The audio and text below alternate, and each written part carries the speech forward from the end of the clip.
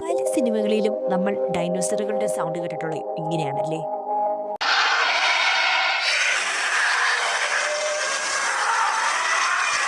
ഈ ശബ്ദങ്ങൾ പലതരം മൃഗങ്ങളുടെ മിക്സഡ് ചെയ്യപ്പെട്ട ശബ്ദങ്ങളാണ്.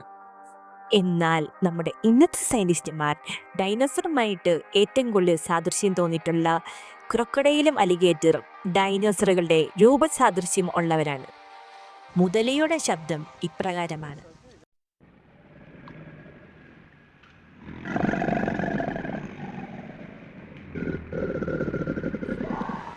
പഠനങ്ങൾ പറയുന്നതും സാൻഡിയ ലബോറട്ടറീസ് സജസ്റ്റ് ചെയ്യുന്ന സൗണ്ടും ഇപ്രകാരമാണ്.